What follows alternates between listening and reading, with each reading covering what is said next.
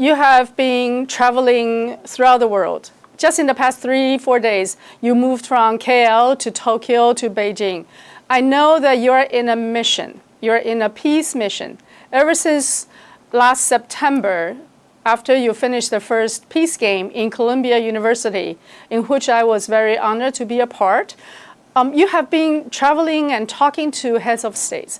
With this current war of the Middle East, what lessons learned can be given generally to heads of states, but also specifically to our side of the world? And may I just add, in the scenario that you have for the peace game last year, it is precisely on the Asia-Pacific, on the Taiwan Strait, on the potential tension across the Taiwan Strait.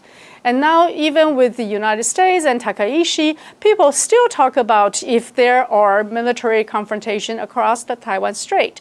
So perhaps you could spend the last minutes, the couple of minutes, to talk about the general ideas of peace in our region, how you can propose to move on peace, and then perhaps ideas and advices to both heads of states and thinkers around our region, around the world. Thank you very much. Well, my first point is to my own government. It has to give up the delusional idea of hegemony or dominance or primacy, whichever word one wants to use. In the United States policy circles, the idea remains that the United States must be the dominant power in the world. This is delusional at this point. There are many powers in the world, China, Russia, India. There's no point in saying I'm number one, because that just leads to great power confrontation. And the United States needs to grow up and understand the world as it is, not the world of its delusion. So this is a very key point. The delusion leads to lots of war. The war in Ukraine is a war of American hegemony. This is maybe not the way that the propaganda of the West puts it, but the war in Ukraine came because the United States pushed its military alliance to Russia's border.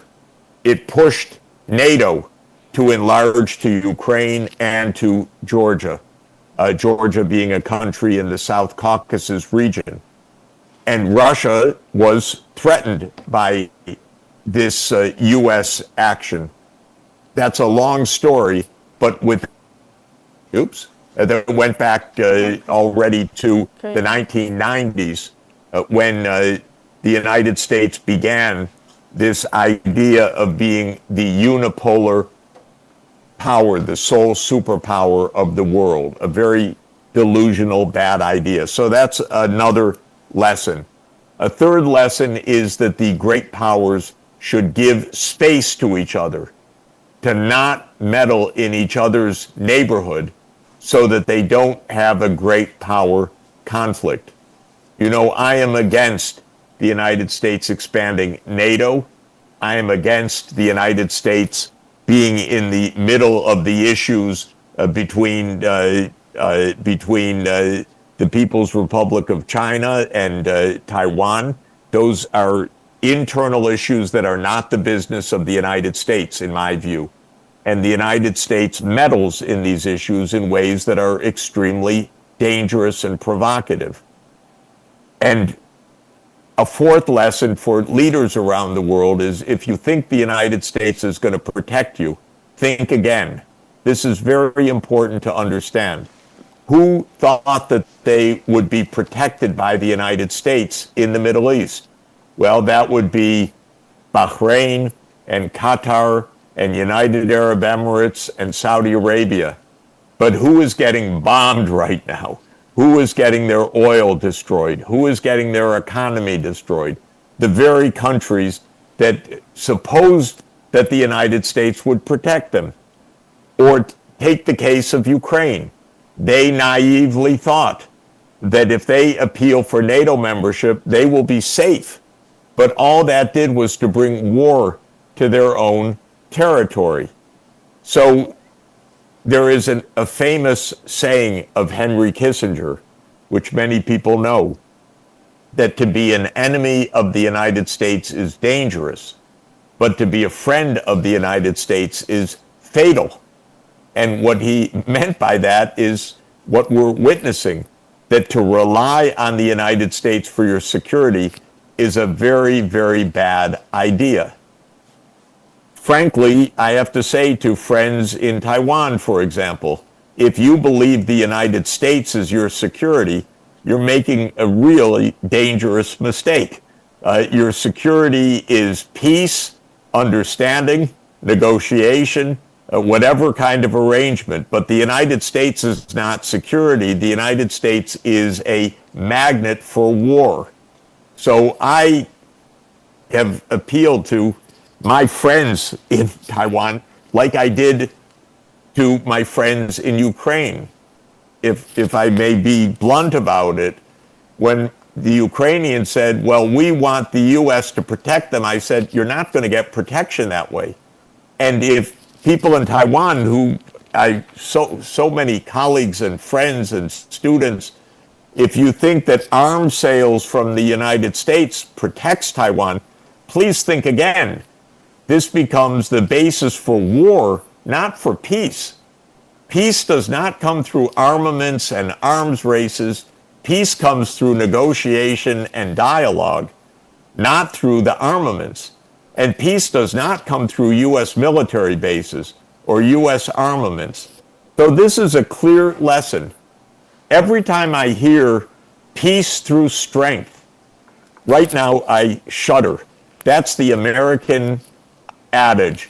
We'll be so strong that we'll have peace. But if that were true, why is the United States always at war? Every year, all the time, the U.S. is at war because it's a very bad habit. It's not peace through strength, it's war through strength. It's arms races leading to wars. What we need is peaceful negotiation, mutual respect and understanding, solutions to issues like the two-state solution or like security in a region. But we don't need to settle these issues through armaments, through arms buildups, and still less through war.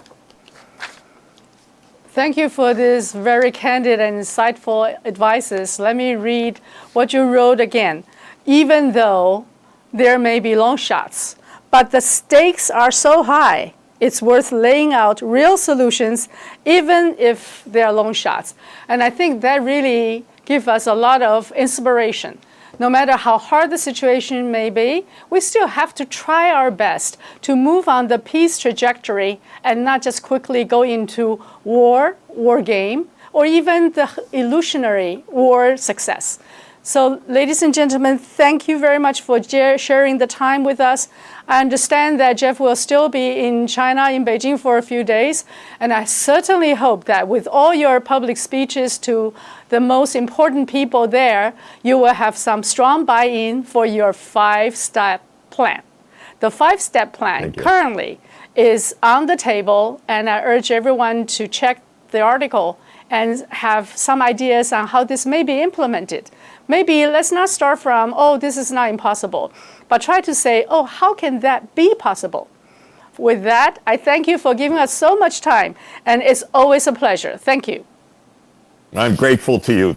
Thanks to you and to everybody listening. 播报新闻是我的日常，必须时刻保持妆容和皮肤的最佳状态。当来到人生中最重要的时刻，也是 KS 逆时奇迹帮助我轻松驾驭，闪闪发光。KS 逆时奇迹活肤露全效精华、精华霜，多达5种 EGF 6大冻龄关键成分，保湿效果让我非常满意，小细纹也不再困扰我。我就是我自己的最佳女主角 ，KS 让我从容自信，光彩动人。我是我人生中的大女主，我的最爱我做主。KS 逆时奇迹系列热卖中，下单请上快点购，透过中天新闻网 App 下单立减50，或输入 CTI 推荐码有额外折扣。